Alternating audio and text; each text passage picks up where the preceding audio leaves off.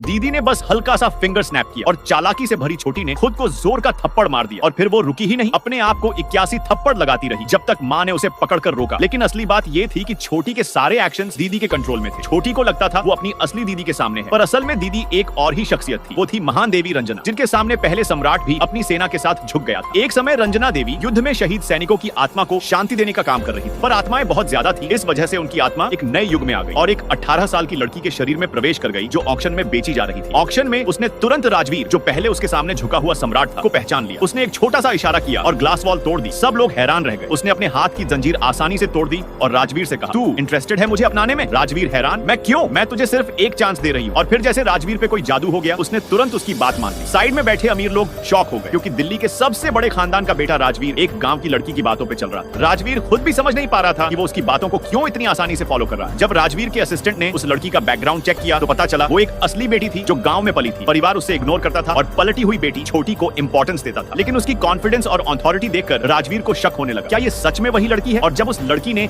राजवीर की health condition बिल्कुल सही बता दी और अगले दिन बीमार पड़ने की फ्यूचर प्रेडिक्शन कर दी, तो राजवीर और भी कंफ्यूज हो गया। उसने लड़की को वार्न करना चाहा कि तुम्हारे घर में एक गद्दार है, पर लड़की ने उसे रोक दिया। Without my permission don't touch me. फिर भी उसने बस एक पल में समझ लिया कि राजवीर जो कह रहा है वो सही है। उसके बाद राजवीर और ज्यादा अट्रैक्ट होने लगा। इस बीच छोटी को लगा कि दीदी मर गई है और कभी लौट के नहीं आई, लेकिन दीदी वापस आई और उसे देखकर छोटी का होश उड़ गया। दीदी, तुम तो किडनैप हो गई थी, तुम तो मर गई थी ना? लेकिन दीदी का असली मिशन था अपने असली दुनिया में लौटना, इसलिए उसने ज्यादा छोटा मोटा झगड़ा नहीं किया। लेकिन जब उसने देखा कि उसका कमरा छोटी ने स्टोर रूम बना दिया है, तो उसने तुरंत सब सामान बाहर फेंकवा दिया। घर के नौकर भी फेंक बेटी छोटी को सपोर्ट करते थे, इसलिए उन्होंने दीदी की बात नहीं मानी। तब दीदी ने एक इशारा किया और नौकर ने मजबूरन छोटी का सामान बाहर फेंक दिया। गुस्से में छोटी भागकर आई और सवाल किया, लेकिन दीदी ने बिना डरे उसे अपने ही हाथ से अपने गाल पे थप्पड़ मरवा दिया। बेडशीट भी बदल दो, मुझे दूसरों के साथ शेयर नहीं करना। छोटी, अगर माँ भी इस पे सोती है तो दीदी। तो तब भी छोटी सोच रही थी माँ उसका साइड लेगी, पर माँ ने पहली बार दीदी की अथॉरिटी देखकर खुशी जताई और उसके लिए फेवरेट डिश शाही पनीर और गुलाब जामुन बनाने चली गई। खाने में दीदी ने पूरा टेबल का खाना अकेली खत्म कर दिया। माँ को लगा शायद वो भूखी थी, पर असल में वो कोई आम इंसान नहीं थी। बाबा ने उसे डांटा कि न पढ़ाई में छोटी जैसी है न ही कलाम, लेकिन दीदी ने आंखें बंद की और बाबा तुरंत शर्मिंदा हो गए, जैसे किसी शक्ति ने उन्हें दबा लिया। भैया जो अपना सितार कभी किसी को नहीं देते थे, उन्होंने भी बिना सोचे दीदी को दे दिया। दीदी को याद आया कि अपनी असली दुनिया में जितने ज्यादा लोग उसे पूजा करते थे, उतना उसका पावर बढ़ता था। अब 2025 में उसने डिसाइड किया कि वो लाइव स्ट्रीमिंग करेगी और अपनी कला दिखाकर लोगों का दिल जीतेगी। जितना ज्यादा लोग मुझे पसंद करेंगे, उतना मेरा शक्ति बढ़ेगा। छोटी ने इसे खत्म करने की सोची और रात को उसका सितार तोड़ने चली गई, लेकिन दीदी ने एक एप्पल उसके मुंह में डाल दिया और